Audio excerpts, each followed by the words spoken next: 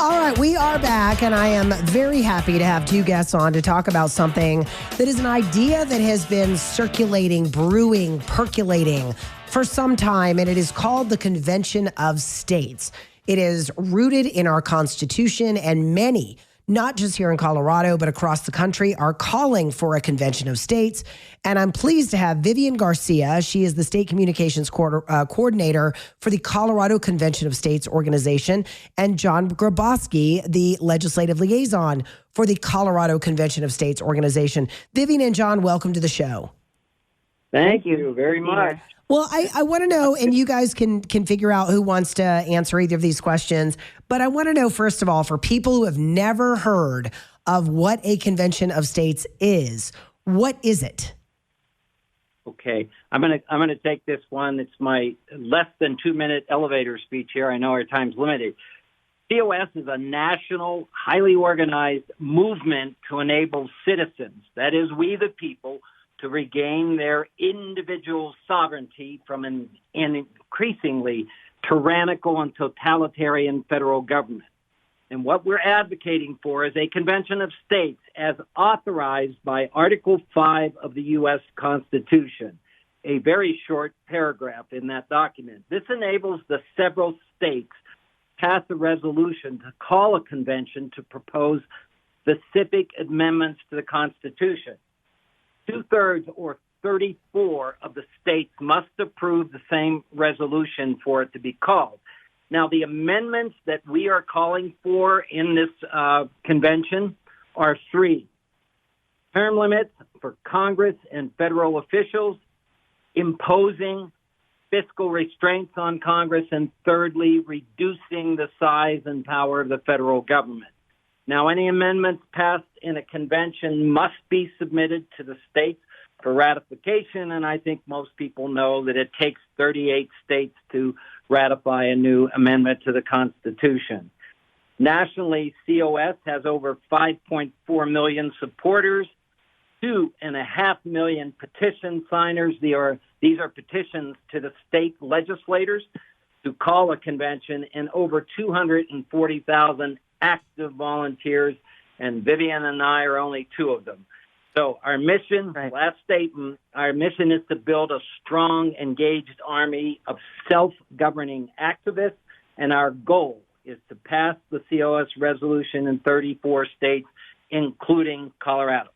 Now, Vivian, let me ask you this. Has the COS resolution been passed in any state yet? It has been passed in 19 states in both chambers.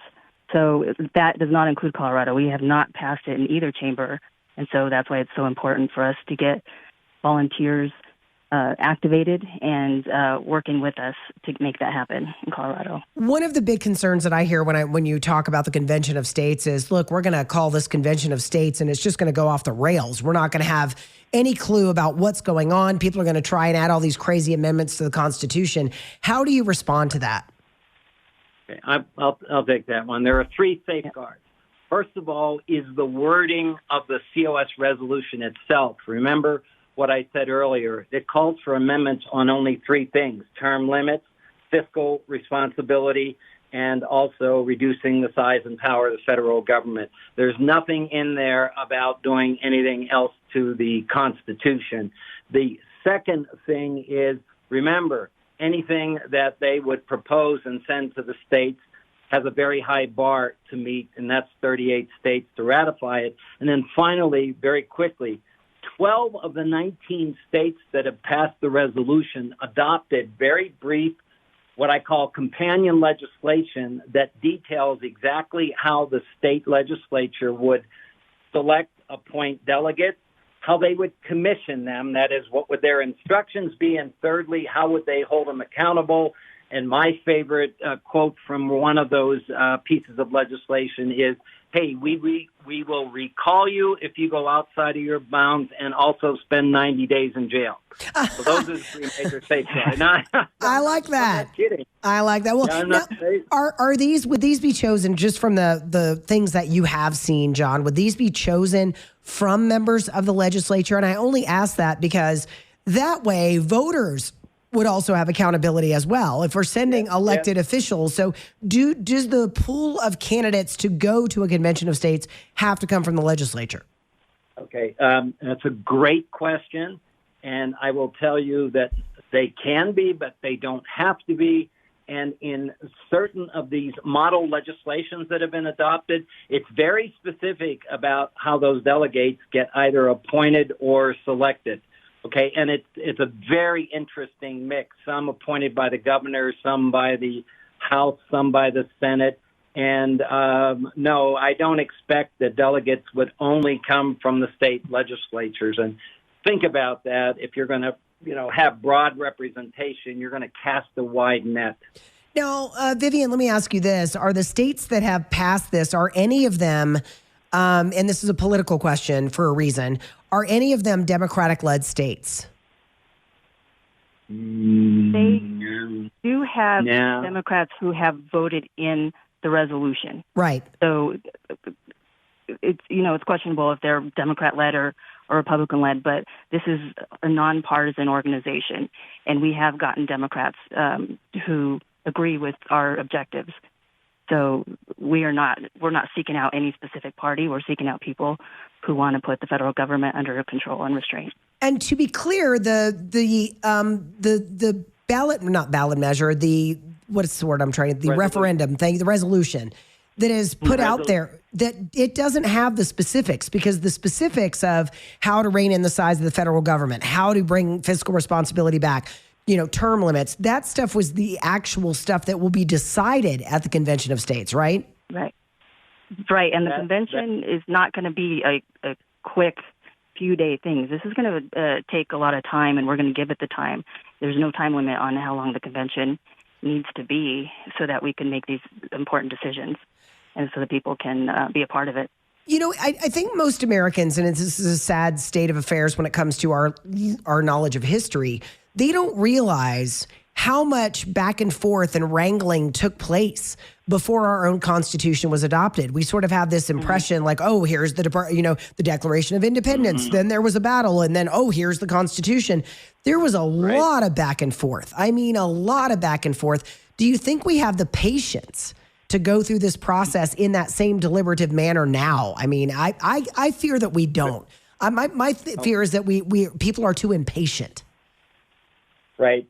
I'd like to address that, and this is great, and you're being a very good straight person for me. A month ago, a stimulated convention was held in Virginia, in Williamsburg. There were 103 representatives from 49 states that got into a room for 3 days, and they, in effect, ran a simulated convention. I have to tell you, from having watched the third day of that, it was 8 hours, it was streamed. It was one of the best civics lessons I've ever had in my entire life, because just take something as simple as term limits and all of the debate, the points that were brought up, the stuff that I sat there and said, I wouldn't have thought of that. That's a good point. And they ended up passing 6 amendments out of that. Remember, that was only 3 days. Sure. It was just a little practice. However, I tell you, for any high school junior or senior, I would recommend that 7.5 hours of streaming and say, this is how the sausage is made. And it was designed that way. It is supposed to be difficult and take time. Who pays for this if it happens?